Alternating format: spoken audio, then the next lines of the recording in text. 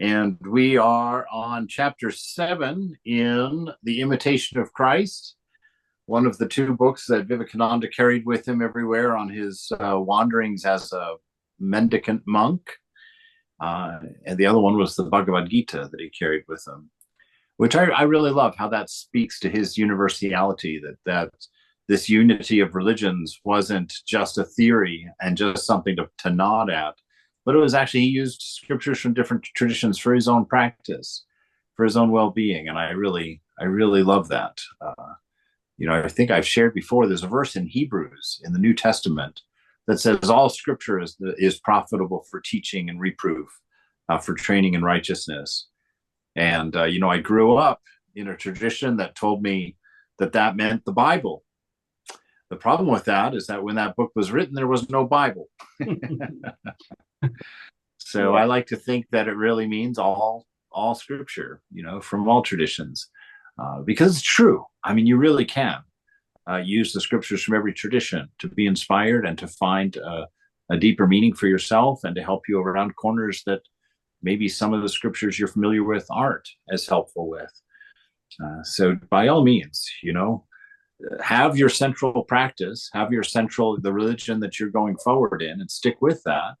But feel free to borrow helps from all the wisdom of the sages.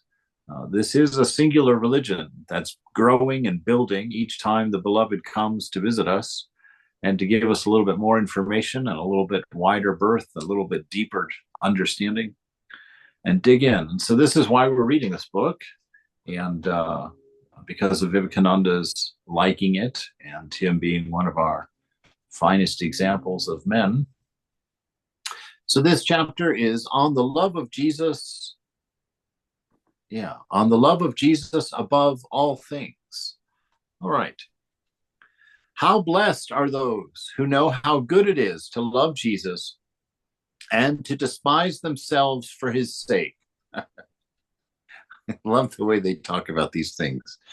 Despise themselves for his sake. And what they're talking about, of course, we'll always have to clarify this all the way through, because this is one of the stalwarts of Christian thought, this idea of us as this hideous thing. Very different from Vedanta, where we teach that we are the image of God, and that we are God in the end when ego is completely effaced, completely destroyed. And so he's talking about the ego self here. Christians start at the point of Adam's fall, and so they speak in terms of our nature being fallen, our nature being sinful, our nature being wretched. But in fact, in Vedanta, we start before the fall. We start at the creation of Adam, when God breathed his spirit into Adam and told him that he had created him in the image of God. Vedanta does not believe that ever changed. We forgot it, because we got focused on the world of change and on the world of the temporary nature, the world of desire created by body-mind. And so how blessed are those who know how good it is to love Jesus and to not love, let's put it that way, to not love the ego self, right? The ego self is what we're trying to put to death in our practice, or to transcend. That's probably a more peaceful way to talk about it. I did have a quick interjection about the word despise, because the Stoics use it a lot, and it really surprised me that they would use anything that strong. And so when I looked up the definition of despise, an older definition of it is to regard as negligible. And so I've always found that interesting. So I'm not sure when that book was written, but that could also be kind of the idea behind despise in that context. Oh, wonderful. That's very helpful. Thanks, Walton. Yeah, to be negligible. That would be for us to understand it. That would be a wonderful translation, that the ego self is negligible, that we're not interested in feeding our ego. We're not interested in expanding ego. We're interested in minimizing ego and actually transcending it completely before this is all over. And so how good it is to love Jesus and to find yourself negligible for his sake. That you don't have your own opinions count. You don't have your own likes and dislikes count. You actually depend on the Christ. And it's, again, I bring this up almost every class, but it's the one scripture that really always comes into play when Paul says, it's no longer I who live, but Christ who lives in me.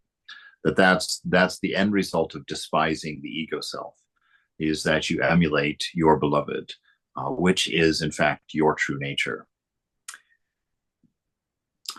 Jesus wills to be loved alone above all other things, and we must forsake all other loves but his. Yeah, this is true, that we don't want to place anything above our relationship with the divine. We don't want to place anything above the divine. And this notion, we must forsake all other loves but his, okay, as a thing separate from him, that's true. But basically, the better way to do this, or to speak about this, is to understand that it is the presence of the divine, the beauty of the divine. It is the divine itself that you are desiring in all things. And so it means to come to the knowledge that all the things that take your love away from Christ cannot do that, actually, but that you're supposed to look through those things and see that the love that all these things take from you, the cause of love that is in all of these things, is actually the presence of God, is actually the divine in all things, because it is the Word that became Jesus, yes, but in that same chapter in John, it says the Word has become all things. So we are all manifestation of the Word, and that is what we love in each other, and that is what we love in the creation, is the fact that behind it is the Word, behind it is the divine. And so we look past the qualities of things and don't consider them separate from God. So we look at all things, everything, everyone, and we see God in that. And so in that, we gather all of our love back from things seen in the wrong way, and let that love become one solid love that goes directly to God through all things. The love of creatures deceives and fails, but Jesus's love is ever faithful and enduring. That's the big difference between a divine love and between earthly love. Here, the love of creatures deceives. Why? Because most of us are identified with body-mind, which means we're identified with egoism. And egoism looks out for itself first. That's kind of how it works. It kind of looks out for itself. And so when he says, those who always, let's see, what is it here? Creatures deceive and fail, meaning what? Meaning they die. Everything goes away. So there is no source of love that is not somehow infected with what Vivekananda calls shopkeeping, kind of a mercantile love, where it's a give and a take. As long as I'm nice to you, you'll love me. As long as you invite me to your parties, I'll invite you to mine. It's kind of shopkeeping. It's not true love. And so he's saying here that the difference between our worldly love here, that's ego motivated, that to love in that context is deceitful and it fails. It doesn't last forever. But Jesus's love, this divine love, is ever faithful. So never ending, always enduring. As a matter of fact, always maxed out at a smooth, unchanging expression. So the love of God is always dependable. It's always equanimous. It's always present, regardless of how you feel about it, regardless of whether you're feeling it at the moment or completely unaware of it at the moment, whether your mind recognizes it or can't see it at all. None of that makes any difference. It's just like the air. No matter what your opinions about it are, there it is. It is present and enduring.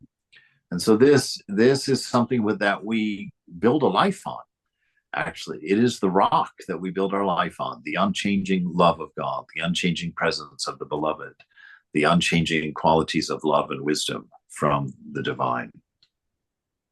Those who cling to creatures will fall with them, but those who always cling to Jesus will stand firm forever, right? Because if you cling to something that's sinking, you're going to sink. And so if you cling to temporary things, you're going to go down with them because they're going to die out from under you. They're not going to be able to give you an enduring support. And this is everything in this world. That's the reason that God teaches us to go and find our refuge in her alone, in nothing but the divine, because that is the only sure thing. That is the only thing that's unchanging. And according to Ramakrishna, that is the only thing that is real. Right? Love him and keep him for your friend, for when all others forsake you, he will not leave you nor let you perish in the end. Sooner or later, you must be separated from all creatures, whether you will it or not. Yes, of course, there's no reality there. It's kind of like being separated from your dream every night. It's true, but are you really? Really, what you come to know is that the dreams are all in you, of you, you know. So there's not more than one person here is the ultimate truth. There is the divine alone. And so this forsaking really is more of a merging in the ultimate sense. But in Christianity, that notion isn't there. And so this forsaking just means they won't be able to stand by you because they go when their body goes. Sooner or later, you must be separated from all creatures, whether you will it or not. Yes, death will come for sure, to the body-mind anyway. Remain close to Jesus in life and in death, committing yourself to his faithful keeping. When all others fail you, he will help you. However, your beloved is of such a nature that he will not accept a divided heart, but will have it for himself alone and will reign there as a king on the throne. Yes, well, he is your true self, right? He is who you really are. And so when the ego dies, that just like Paul says, it is Christ who lives, right? So when that self that believes it to be the body mind, the material self, when that self is transcended, is dead, gives up its throne, then by default, Christ or the beloved, the divine self, expresses alone through that body. There is nothing else being expressed but the will of the divine, the will of God. So in a form of language, it is Christ alone who lives through this body. And the odd thing is that that's true always, even while you're an ego self. It's just that when you're an ego self, you can't see it. You can't be aware of it. You don't see your divine connection. You can't see the image of God within yourself because you're looking the wrong direction. You're looking toward material. You're looking toward the senses for your fulfillment. If only you could empty your heart of every creature, right? Of all forms. That's an interesting idea. Let's see where he's going. If you could empty your heart of all forms, of all creatures, all created things, how gladly would Jesus come and dwell with you? Yeah, well, you would just simply become aware that he has always dwelled in you, with you. Your very breath of life is because he breathes it into you, you know, just like God in the garden with Adam. You know, he created Adam's form, but the form was without life. It was just laying there. It wasn't until God knelt down, it says, and breathed his spirit into the body of Adam that Adam actually came to life. You see, so the body is material. The body is not who we are. It is not the image of God. The image of God is the spirit that was breathed into Adam that animated that material form, right? And so what we want to do is empty our heart of every creature. We want to get rid of seeing the world of change, or of modeling ourselves in the world of change, of building our abode in the world of change. We want to empty our heart of all of those things, all of those desires and longings and running after these temporary things. And then through that clearing of that fog that would happen from that whole exercise, we would come to see the image of the beloved within. We would see Jesus shining within us. The ego would no longer block us from that vision, and the ego would no longer pervert the will, the expression of that will, right? The lens would be removed. The dirty glass that's in front of the light of God would be removed. And so what would shine forth? The pure light of God, no longer being directed by ego, no longer reserving your love for those who are deserving of it, but it will begin to flow with an equanimity that he's talking about here for everyone. All those other things in which you placed your trust besides Jesus. So all those things that you've used for your refuges, your glasses of wine, your little, tokes on your ganja, your vacations, your trips to the movie theater, all these things that you take refuge in as a worldly person, as a deluded person, all those other things in which you placed your trust besides Jesus, you can consider as almost a complete loss, right?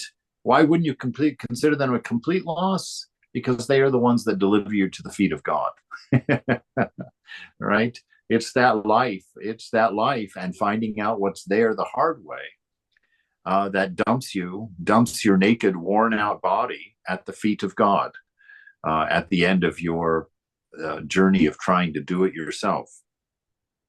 So count it. What's that?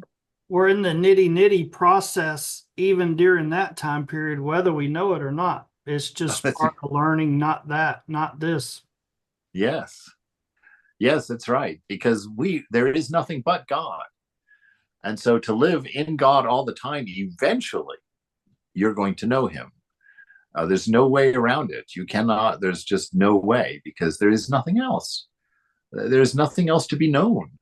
There is nothing else that remains when when the impossible of God not being there. There is nothing else. God alone is. Where else will you turn? And so we are living in a world that is characterized by God. And that's why life itself, according to Sri Ramakrishna, will bring you home, will return you to your nature, because it's impossible for you to always be against your own nature. It's a self-correcting situation that we're in. We're under delusion. We're in ignorance at this point, but we will transcend that ignorance. We will overcome that ignorance, because it is our nature to overcome ignorance. It is our nature to love. Sooner or later, you're going to exhaust all those desires. Yes. Even like with alcoholism and addiction or whatever, you come and, like Sri Ramakrishna said, sometimes if it's a strong, attachment, the only way through it is to indulge in it until you realize the suffering and the nitty of it.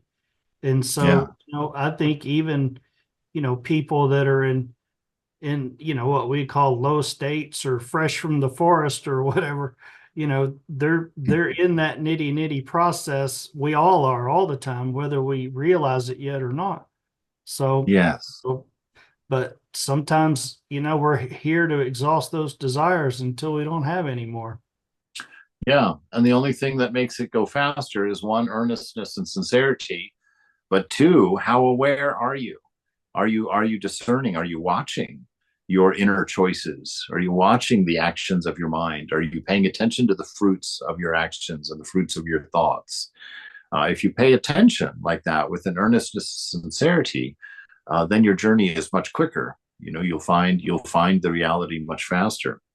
If you're someone who's just stumbling through life and barely paying attention, spending most of your time intoxicated, you're going to get there also, but that journey is going to be a lot more painful for you and a lot longer for you. And so always keep that awareness going inside. Always keep your discernment sharpened and ready to go. Keep that attention focused inward, much more than outward. Don't put much emphasis on the senses. All other things in which you placed your trust besides Jesus, you can consider as almost a complete loss. All flesh is grass, and all its glory will fade like the flower of the field. It was just reminding us that spiritual truth. All material, everything that manifests, everything that's composed, that's the easiest way to say it, everything that's composed must decompose. Everything that has a form must return to formlessness, in time.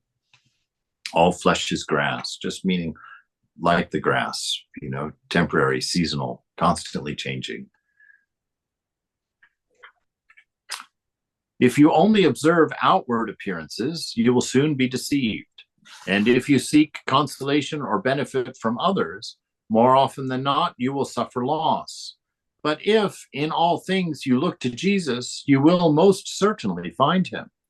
Yeah, this is the, to rephrase this in a different way, if you only pay attention to the senses, if you only allow the mind to be outgoing, right, you're going to be deceived, because the material world is there, and everything there has an expiration date.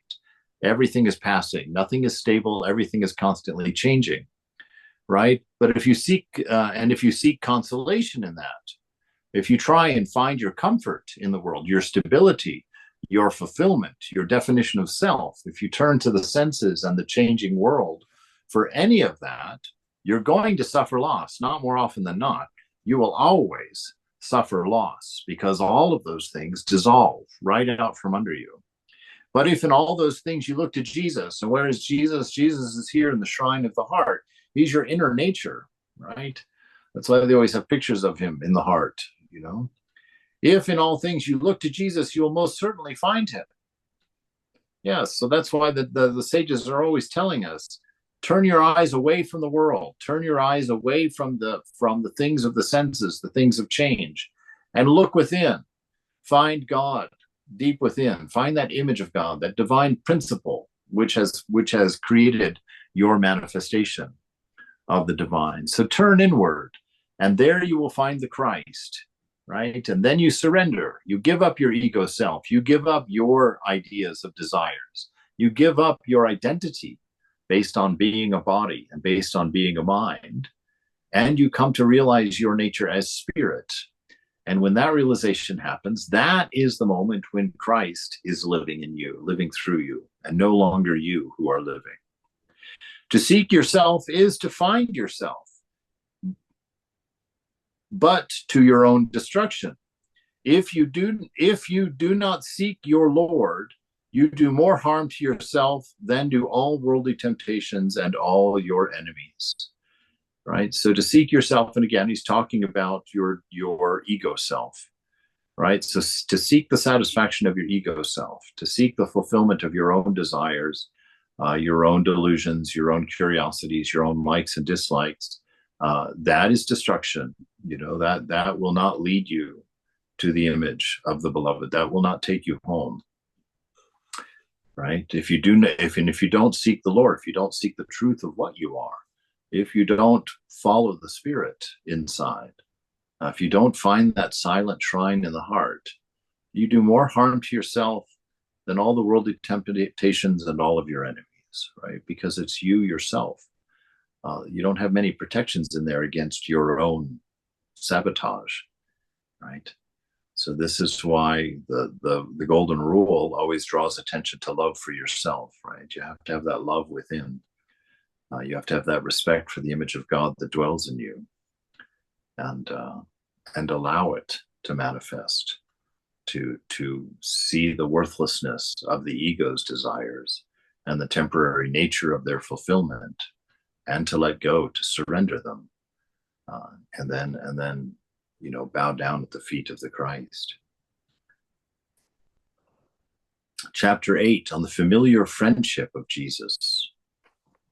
When our Lord is present, or as I would probably say that, when we are aware of our Lord's presence, because you can't be omnipresent and not be present. So, so we've got a little bit of a syntax problem here. When you know the Lord's presence, when you're aware of the Lord's presence, all goes well, and nothing seems hard to do for his love. Exactly right. This is Brother Lawrence, life in the presence of God. All of his tasks, all of his difficulties. He complained that monastic life wasn't near the punishment he was expecting, or nor near the punishment he thought he deserved. He was always bemoaning the fact that God was so nice to him, complaining that God had never put him through any trials and tribulations, but quite the opposite, always blessed him with such a special attention and such a sweet encouragement and such a deep sense of love and an overwhelming experience of bliss, that he just felt like he was terrified that at some point that this was all because of a delusion, and that sometime he would snap out of it and suffer the way he deserved to suffer. But it never happened for him. He found that he had his bliss and had his realization. Right? So when we are aware of the Lord's presence, all goes well and nothing seems hard to do for his love. Excuse me. But when he is absent, and we're going to again correct the syntax because the omnipresent can't be absent. When he seems absent, when you are forgetful of the presence, when you are not paying attention to the divine nature within yourself, everything is difficult. That's right. There's nothing but insecurity in that state because you depend on the ego for your refuge and for your sense of self. And that ego is based completely on the past, which one, doesn't exist anymore. And two, is certainly not good enough to prepare you for the present.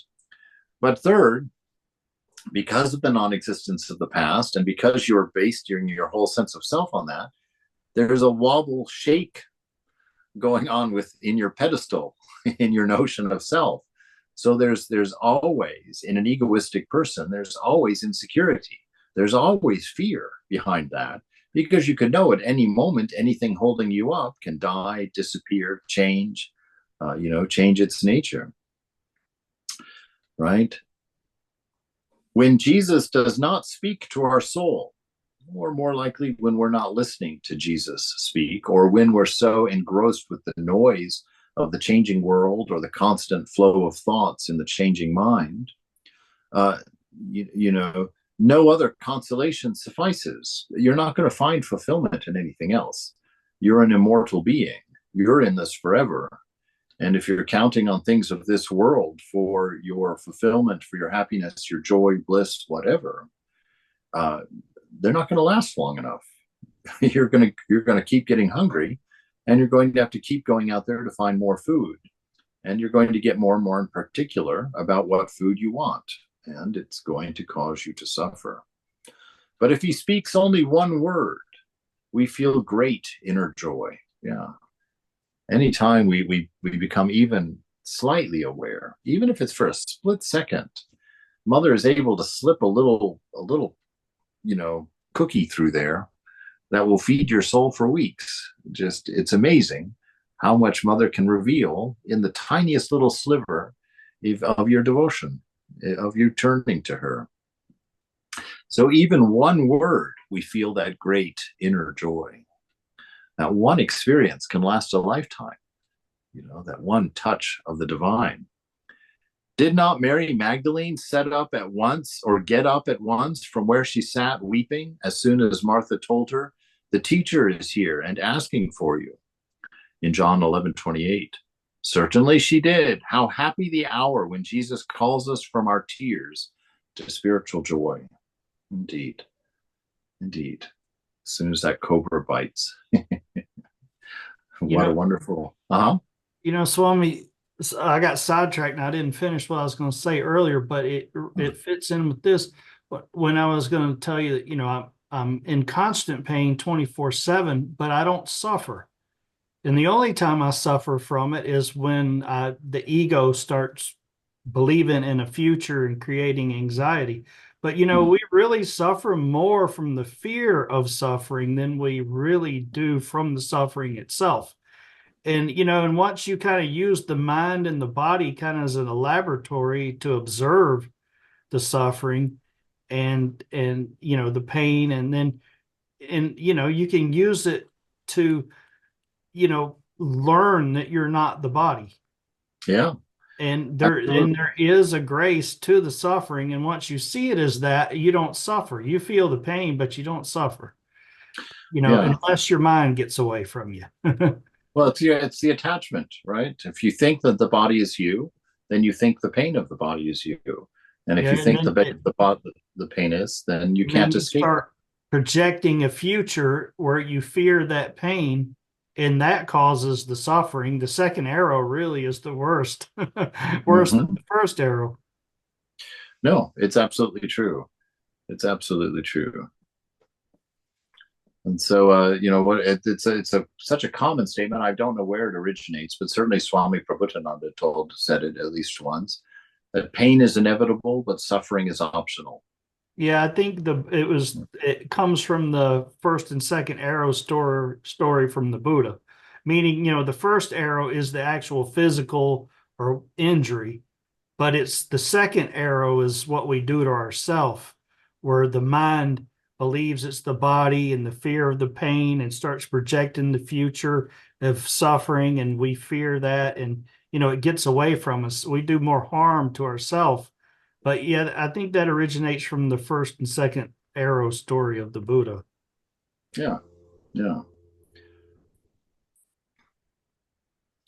How dry and hard of how hard of heart you are without Jesus, right? How dry, missing that experience of love, not being able to sense your nature as bliss within, because your eyes are not on the Christ. How dry and how hard of heart you are without Jesus, without your ideal, and how foolish and useless for you to desire anything besides Jesus, because the incarnation, in this case, Jesus, but it's your highest ideal, whatever tradition you're a part of, that desire can harm you more than if you should lose the whole world, right?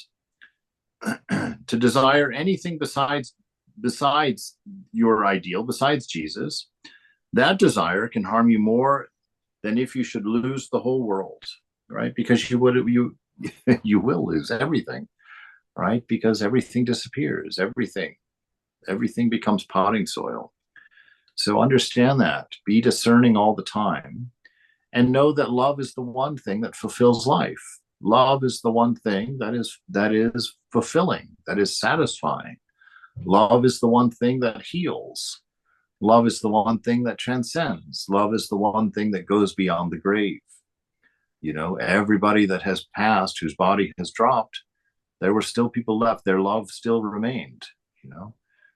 Jesus, Buddha, Rama, Krishna, all these incarnations of the One have left that love in the world to such a degree that here, even thousands of years after their bodies have dropped, you can still have an intimate, overwhelming love for them, because love does not dissipate. Love does not disappear. Love is that which we seek, right? And that which we are. So that's the completion of that whole equation there. For what can the world give you without Jesus? What is there in the world? There's nothing but potting soil. If you can't go beyond that, what do you have? Well, I guess we got potting soil, but that's not going to do much for you. To be without Jesus is the torment of hell. Yes, because Jesus is that love. He's that manifestation, that purest manifestation of love, right? He is that demonstration of grace, that demonstration of the equanimous love of God, that there is no price that love is unwilling to pay for your company, for your freedom. But to be with him is the joy of paradise. And that actually is paradise. That in Eden, it wasn't the garden that made it paradise. I had plenty of gardens around. What was it in Eden that made it a paradise? It was union with the beloved. It was the company of God. It was being able to, at any time, take a stroll with God in the cool of the evening, to feel that profound love, to be in the company of that divine grace, to experience a relationship that was there not by any merit of your own, but simply because of the love of your beloved is so constant and so available to you. This is what paradise is. And yes, it lies in Jesus, it lies in Buddha, it lies in Rama, it lies in him, that one who has been all of those things to us. Those who find Jesus find the pearl of great price. They find the one thing that gives everything value, right? Many years ago, it's not that many now, but we lost a devotee in DC. And I had to take care of her estate. And one of the things in there that I stumbled across, she was the last of her family line. Her family no longer exists. That family is passed from the planet. And because of that, she was the last surviving member of her family. She had all the heirlooms. She had all the photo albums. She had all of these things that the sentimental value was through the roof. They should have all been handed on to the next generation, but there was no next generation. So what did I have to do? I had to take all of these beautiful photo albums and throw them in a dumpster, throw them away. I had to take all of the memories of her daughters, all the memories of her husband. I had to take all of his clothes and all of her clothes and all of their furniture and all of the knickknacks and the letters from great, great, great aunts and uncles and grandmothers and grandfathers. I had to throw all of that into a dumpster. And I did so much meditating and so much learning from that experience, because I was like, my God, look, these albums alone, they're trash now. What made them important? Why were they held on to for 100 years before I had to throw them in the trash can? It's because of love. Love is the only thing that has value. And anything you attach to love has value. Anything that you detach from love has no value at all. So those albums held the story of an entire family. They were priceless. But when the love was no longer there, they were trash. And so this is what he's telling us here. This is what he's saying here. We have to find Jesus is to find the pearl of great price, indeed the highest good. But those who lose him lose everything. They lose all. Right? If you lose love, if you lose the manifestation of love and live for anything else, you've lost. If you can make it to life without suicide in that arrangement, you've done a great deed. But when you lose love, you lose everything. They are in dire poverty who live without Jesus, but they are the richest who live with him. Right? Excuse me, goodness gracious. So this knowing the nature of the beloved, that it's not, that we're not running after figments here. We're not running after men in the sky here. We're not running after women in the sky here. We are touching the one reality. We are touching the one thing that gives everything meaning.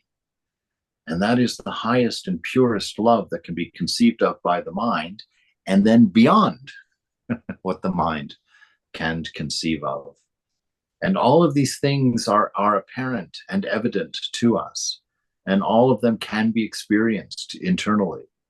And to know these truths now without having to test them all in this way is faith, right? To know that your nature is love, to know that the nature of the universe is love. That takes faith. To know grace, a grace that is so great that there's no limit to it. There's no way to lose from it. It takes faith. It takes faith to believe that you can get up and transcend. It takes faith for you to believe that you can be the best, that you can reach your ideal.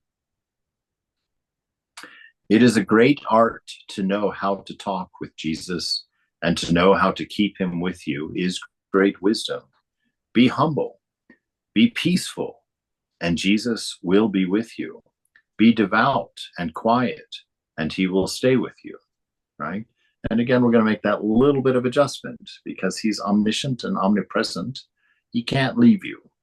He cannot be away from you. God is your image. God can't be your image and be absent at the same time. So all that's happening here is you are forgetting the presence. You are becoming distracted and unaware. Right? So it is a great art to know how to talk with Jesus, how to be in communion, in a constant communion, and to know how to keep him with you is great wisdom. And how do you do that? By being humble. What is humble? Humble is anti-ego. There's no particular self driven by its own interests and its own goals and its own desires, right? So that's being humble. And being peaceful. Being peaceful means expressing love. The way to be peaceful is to express your nature, a pure love that's given equanimously, not in fits and starts. Right? So that's wisdom. So be humble and peaceful, and Jesus will be with you. No, he is always with you, but you will know that he is with you. You will be aware of that presence with you. Be devout and quiet. Yes, it's purely the interior quiet that manifests, or not manifests, but makes you aware of the manifesting of God, the manifesting of love within you. And he will stay with you, right? Because your existence is the presence. Without existence, there is no presence. And so he will be with you, he will stay with you. Yeah, that's a very important distinction. And I'm not sure why they would be talking about him leaving you when it's simply impossible for him to do so.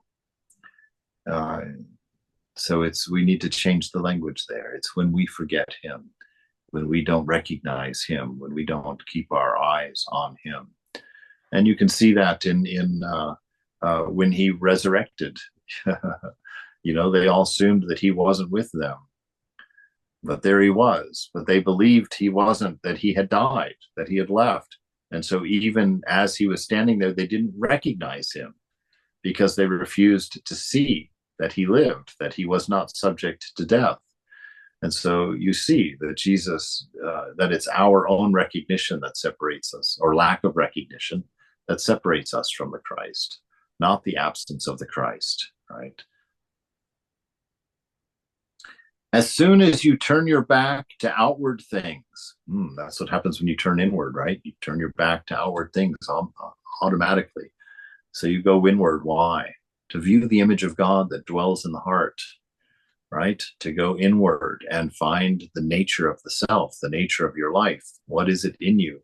What is it that motivates you? What is it that moves in the mind? What is your relationship to the mind? What is your relationship to the body? This is turning inward, right? But as soon as you turn back to outward things, you will quickly drive away your Lord and lose his grace. Oh, boy.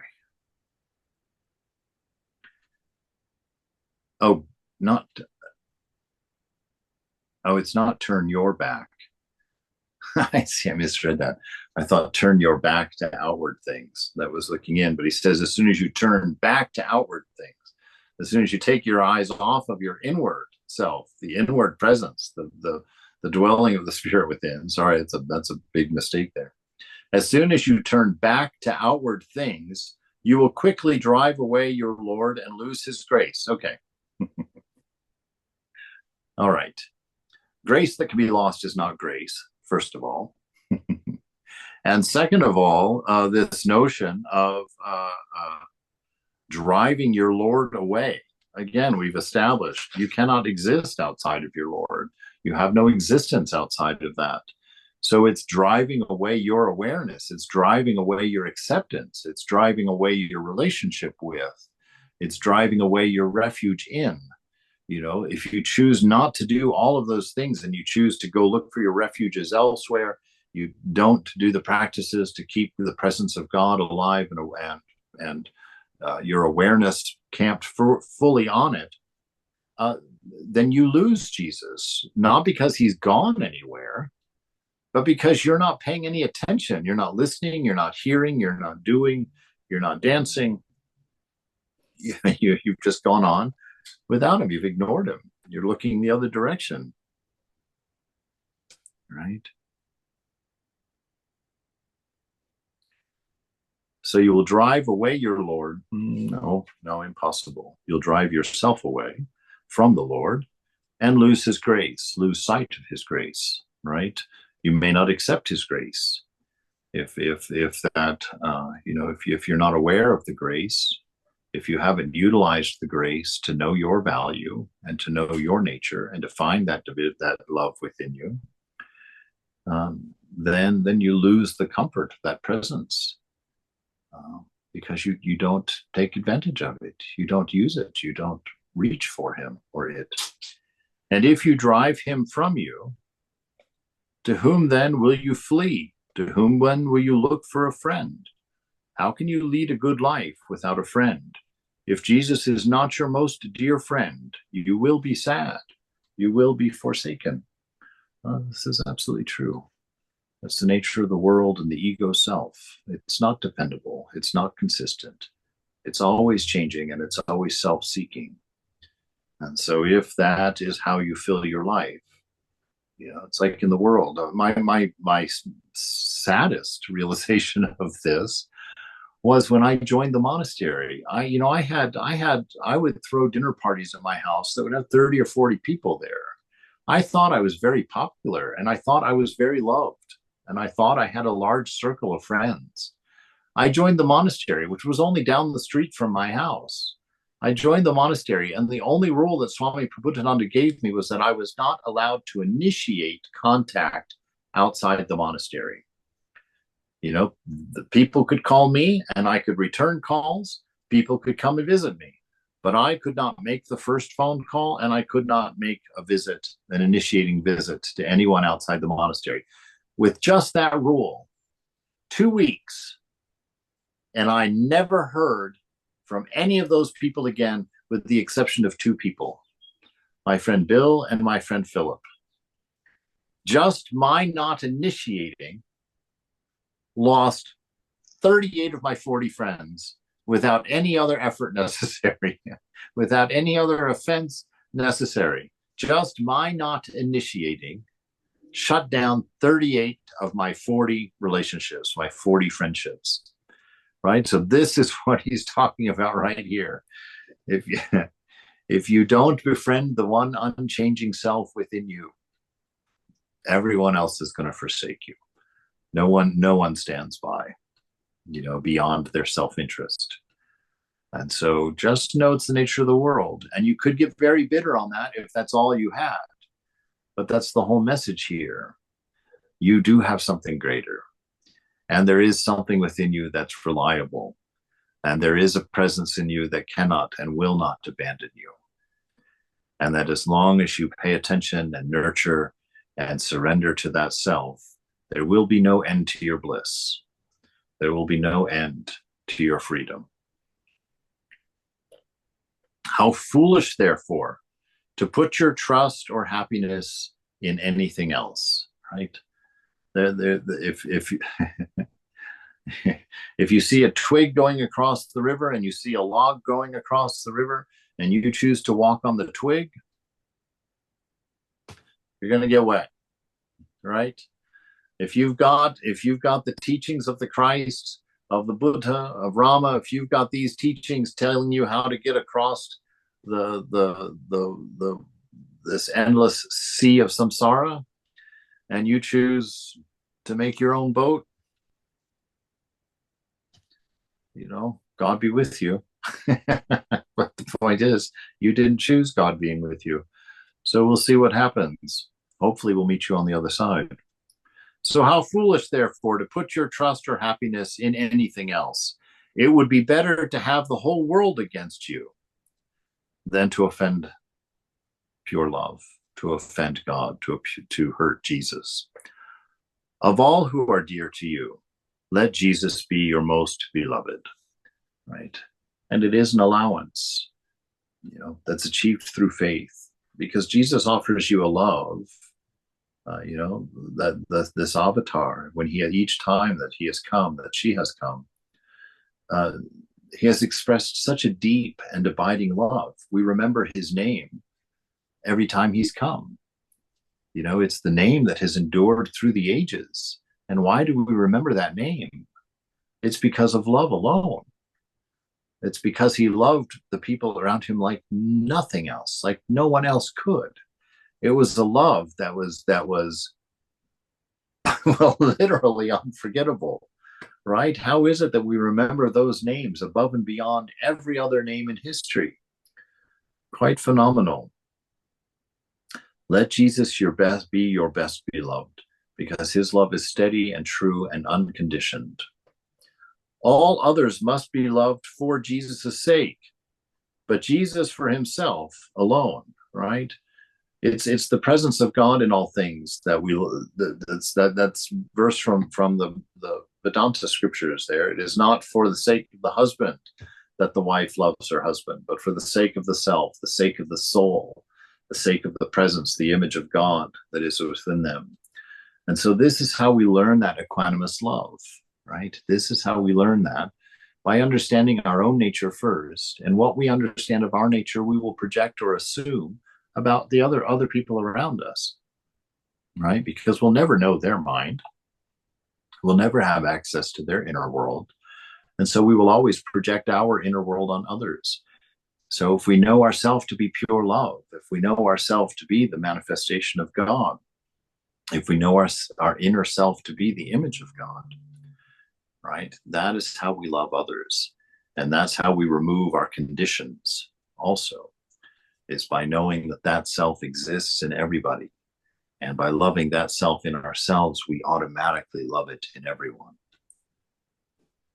Jesus Christ must be loved exclusively. Well, because he is one without a second, ultimately. He's the purest manifestation of that one which alone is real. For he alone is proved good and faithful above all other friends. And he's the last one standing. There's going to be no one else standing around. It's going to be, the big thing that throws everybody off on that, and especially like my parents being, Protestant, Southern, when they say that, you can only love Christ and that's the only, but the thing is, you say, well, he's the one without the second. So you have to ask, well, what are you calling to? When you ask yourself that question and you realize, there is no two. And so even like in dualism versus non-dualism, what are you calling to? Because they're really one, and so, until you get over that hurdle of realizing that, asking yourself, what do you mean by two? And you can't find two because there's not two. And then, that changes your whole perspective on that. That's kind of a hurdle I see people stuck on. Well, yeah, except it's a very, very high thought. What you say is true, of course. But that comes much later, that actual practical understanding of one without a second, right? It's like, so, I mean, all you say is true, but that can't be,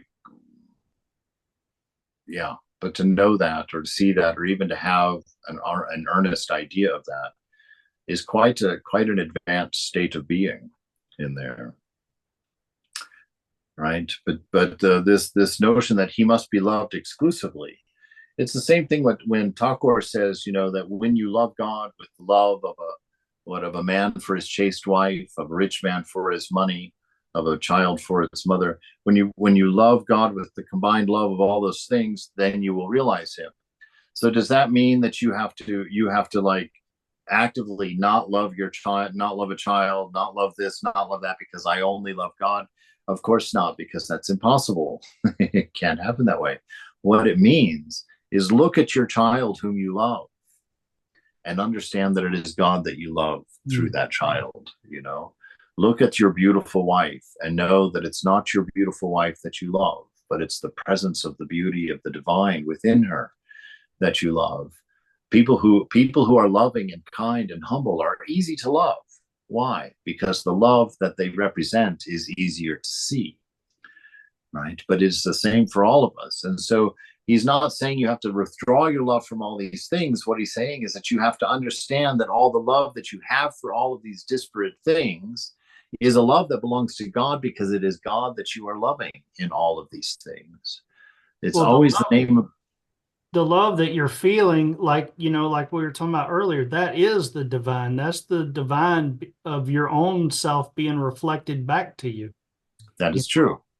Absolutely. And so, it's like it's kind of like, I was thinking, we were talking about, once you realize Christ is alive, you have to realize that you're alive. And a lot of people don't realize that they're alive in that sense, early on, at least. Right. Right. So Christ must be loved exclusively, for he alone is proved good and faithful above all other friends. For him and in him you must love friends and foes alike, praying to him for them, that all may come to know and love him, right? To become aware of his presence in all things. Never long for special affection or praise, of course. Never long for special affection or praise, for this is God's sole right, and there is none like him. Also, do not desire another's exclusive affection, nor give that person yours, but just let Jesus be in you and in every good person, right? Why put every good person? All people are good people. They are all born made of the image of God. So keep your eyes off of their ego self and keep your eyes on their true self and love and respond to that true self. That is how love is unconditioned, right? Be pure and free of heart, and do not become entangled with any creature. By creature here, he means anything in the changing world. Right? Don't get entangled in this apparent world, this world, the material world. Right? Don't get entangled in the dream. If you wish to be free, and if you wish to experience the sweetness of the Lord, then you must be naked and bring a pure heart to God. To be naked means completely surrendered. You bring nothing with you. You bring nothing to cover yourself or to protect yourself or to defend yourself. You walk, you stand naked before God.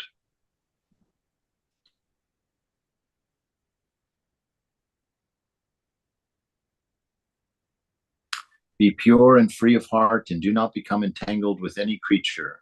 If you wish to be free, and if you wish to experience the sweetness of the Lord, you must be naked and bring a pure heart to God. But you can only attain this if you are led by his grace. Absolutely. Because if you depend on anything else, there's ego behind it. Right? You have to know that all of this comes to you from outside of the ego self. Nothing that you can do will make you worthy or help you attain any of this. So you may become one with, so that if you can only attain this if you are led by his grace, so that setting aside everything else, you may become one with him alone. When God's grace comes to any persons, they are made strong to do all things. And when it leaves them, they are poor and weak and left only, as it were, to the pain of bodily penances. And again, this is, just a matter of syntax here of how they're describing this. But the grace of God is everywhere present, right? And always blowing. But if you don't take advantage of it, if you don't meditate on it, if you don't have faith in it, if you don't build on it, it's of no value to you, and you will suffer accordingly, because the world of change is going to betray and leave you, and there's no recourse from that. When God's grace comes to any person, they are made strong to do all things, right? So that means that your way to God is grace, and it's through understanding his grace in your meditation, by depending on his grace for that communion, by depending on the inspiration of the grace, the fact that you are already realized, the fact that you are already in the company. It's your gratefulness, it's your gratefulness for that, your response to that, that allows you to transcend, that allows you to grow, that allows you to change, that allows you to realize God. All right? But if this happens to you, do not be dejected or despaired, right? If you do forget God, if you do forget the presence, if you aren't aware or don't have faith in that grace, don't be despaired, but resign yourself to the will of God. Just resign, just get up and keep going. Just keep going. Resign yourself to the will of God, bearing whatever happens to you for the glory of Christ. For after winter follows summer, after night the day, and after the storm, fair weather, right? So we know that all things change, right? But behind them is the one unchanging absolute. And that when everything else has failed you and the body drops, God alone is. And that it is by your acceptance of that grace that you can enjoy that at this very moment. You can touch God now. You can enjoy his presence. Not because you're being a good little boy and a good little girl, but because she loves you. And that love is an unconditioned love. It is a love that has embraced and become everything. And to see everything correctly is to surrender. And to surrender is to worship. And to worship is to be fulfilled.